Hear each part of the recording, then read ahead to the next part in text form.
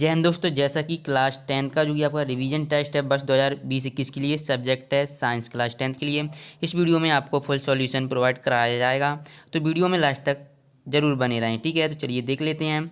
वैसे आपका ये टोटल कितने 80 अंक का आता है और 20 नंबर आपको प्रोजेक्ट में मिलते हैं। ठीक है, तो चलिए देख लेते हैं।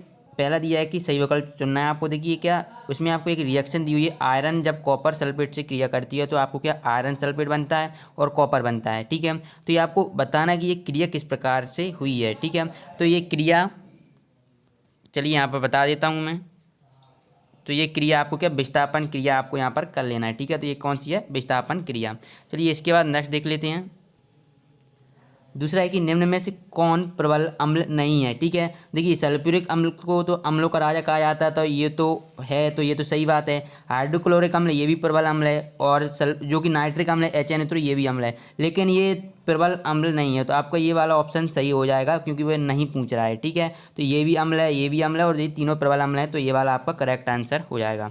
इसके बाद ब्रेक की छनन इकाई कहलाती है। ठीक है, तो नेक्स्ट हमारा ब्रेक की छनन इकाई होती है। ठीक है, तो ये क्या नेफ्रॉन होती है, तो आपको यहाँ पर नेफ्रॉन कर देना है। नेक्स्ट है हाइड्रा में प्रजनन प्रजनन किस विधि द्वारा होता है। ठीक है, तो आपको ये बताना है कि जो हाइड्रा में प्रजनन होता है वह किस विधि द्वारा होता है, तो ये क्या विखंडन विधि द्वारा होता है। तारों के टिमटिमाने का कारण होता है, तो ये क्या आपका अपवर्तन हो जाएगा। ठीक है, नेक्स्ट क्वेश्चन है प्रश्न क्रमांक 2 में आपको रिक्त स्थानों की पूर्ति करना है। तो चलिए पहला देख लेते हैं।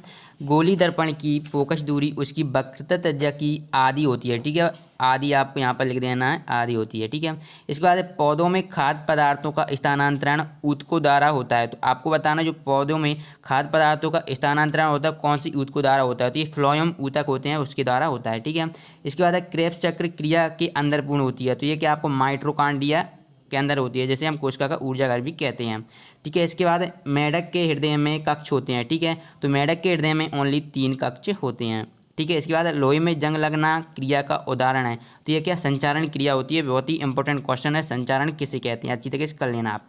ठीक है, इसके बाद नेक्स्ट है कि ब्रंजक चूर्ण, तो ब्रंजक चूर्ण का जो फॉर्मूला होता है वो होता है कैल्शियम ऑक्सीक्लोराइड यानी कि CaOCl2। ठीक है, प्लास्टर ऑफ पेरिस क्या होता है, जो कि कैल्शियम सल्फेट और जल के कितने हाफ अणु होते हैं। ठीक है, जिप्सम में क्या बस जल के 2 अणु हो जाते हैं। ठीक है, टॉय जल। इसके बाद है ऑक्जेलिक अम्ल। पहले ऑक्जेलिक अम्ल से पहले हम सिरका देख लेते हैं, जो कि हम अच्छी तरीके से जानते हैं। तो सिरका क्या हो जाएगा, CH3COOH। ठीक है, अब जो कि आपका लास्ट वाला बचा है ऑक्जेलिक अम्ल, तो सिंपल दिख रहा है ऑक्जेलिक अम्ल का, ये वाला आपका हो जाएगा। इसके बाद नेक्स्ट है जो कि प्रश्न क्रमांक आपको 4 में आंसर देना है, एक वाक्य एक शब्द में उत्तर लिखना है। ठीक है, तो पहला क्या नींबू और संतरे में उपस्थित है।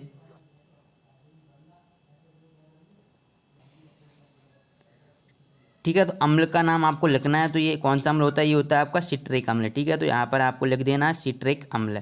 इसके बाद नेक्स्ट है शुद्ध जल में हाइड्रोजन आयनों की सांद्रता कितनी होती है, तो ये आपको आंसर इसका कमेंट बॉक्स में बताना है। ठीक है, तो देखते हैं कौन कौन बताता है कमेंट बॉक्स में आंसर। इसके बाद लेंस की क्षमता का सूत्र लिखना है, तो जो लेंस की क्षमता को हम किससे D से रिप्रेजेंट करते हैं, यानी कि डायप्टर होता है क्षमता का, लेकिन हमें इसका सूत्र बताना है, तो क्या हो जाएगा लेंस की क्षमता का, ये हो जाएगा 1/f, यानी फोकस दूरी का 1/f, जो कि मीटर में होती है। ठीक है, मीटर में। इसके बाद चलिए नेक्स्ट देख लेते हैं।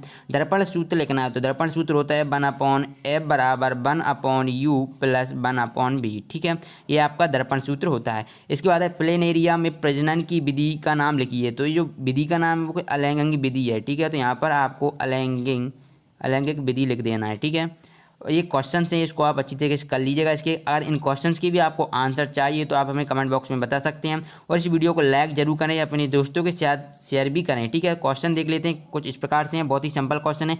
तीव्र अभिक्रिया का एक समीकरण लिखना है जो कि बहुत जल्द हो जाती है। ठीक है, आप कुछ भी लिख सकते हैं जो कि तुरंत क्रिया कर जाती है। ठीक है, इसके बाद उदासीनी अपक्रिया का, जो कि आपको पता है क्या जल और रबड़ बनता है, उसका एक उदाहरण लिखना है। ठीक है, ऑक्सीकरण अपक्रिया और देवविस्थापन बहुत ही सिंपल है। परावर्तन के नियम लिखना है, जो कि 2 नियम होते हैं।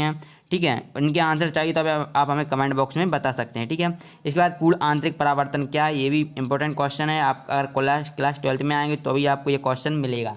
ठीक है, चलिए अब इसके बाद नेक्स्ट देख लेते हैं।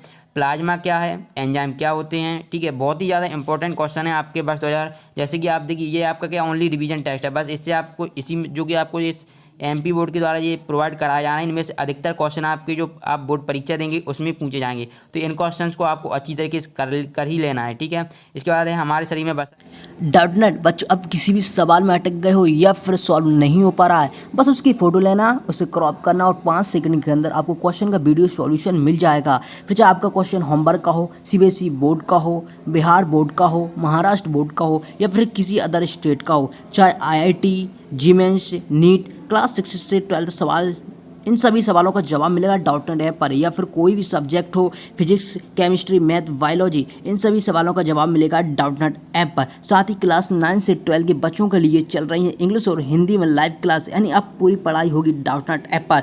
3 करोड़ से ज़्यादा बच्चे डाउटनेट ऐप का यूज कर रहे हैं, तो अभी डाउनलोड कीजिए डाउटनेट ऐप को। वसा का पाचन कैसे होता है सभी को पता है। इसके बाद है अग्नाशय का प्रमुख कार्य लिखना है। इस प्रकार से आप ये क्वेश्चन से देख लीजिए, ठीक है। और वीडियो को लाइक जरूर कर दें, क्योंकि वीडियो को लाइक नहीं करेंगे तो मज़ा नहीं आता, ठीक है। तो वीडियो को एक बार लाइक जरूर कर दें। इसके बाद नेक्स्ट है तापीय अपघटन अपक्रिया क्या है, ऊष्माक्षेपी अपक्रिया किसे कहते हैं, वेरी वेरी इंपॉर्टेंट है। ऊष्माक्षेपी और ऊष्माशोषी अपक्रिया, ऊष्माशोषी।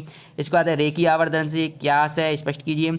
इसके बाद अपवर्तनांक किसे कहते हैं, ठीक है, वेरी वेरी मोस्ट इंपॉर्टेंट अब क्वेश्चन है अपवर्तनांक। और जल और क्राउन कांच का अपवर्तनांक लिखना है, ठीक है। आपको जल का और क्राउन कांच का अपवर्तनांक भी लिखना है, इनकी वैल्यू कितनी होती है, ठीक है। ये आपका न्यूमेरिकल है कि एक उत्तल लेंस की फोकस दूरी 40 सेंटीमीटर, लेंस की क्षमता की गणना करना है, ठीक है। अभी आपको पता है कि लेंस की क्षमता यानी D बराबर क्या होता है 1/f, है ना। फोकस दूरी यहाँ पर हमें कितनी दूरी है 40, यानी 1/40, ठीक है। इस प्रकार अगर आप सोल्व करेंगे तो आंसर आपका आ जाएगा, ठीक है। और आगे चलिए नेक्स्ट देख लेते हैं। एक वस्तु उत्तल लेंस से 10 सेंटीमीटर दूरी पर रखी है, लेंस की क्षमता 5+ में है, 5 डायोप्टर है, तो प्रतिबिंब ज्ञात कीजिए। तो आपको प्रतिबिंब ज्ञात करना है किस प्रकार का प्रतिबिंब है, ठीक है।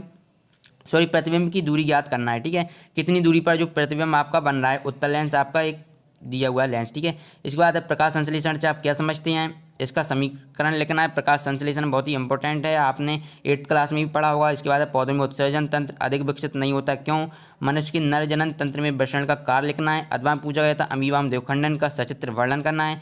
अम्ल और क्षार में कोई 4 अंतर लिखना है, वेरी वेरी इंपॉर्टेंट है। दैनिक जीवन में pH मान का महत्व समझाना है आप लोगों को। इसके बाद श्वसन को ऊष्मा, ये आपके यहाँ पर गलत ऊष्माक्षेपी होगा, ठीक है, ऊष्माक्षेपी, ये मिसप्रिंट हो गया है, तो आप यहाँ पर ऊष्माक्षेपी कर लीजिएगा, ठीक है। अपक्रिया क्यों कहते हैं।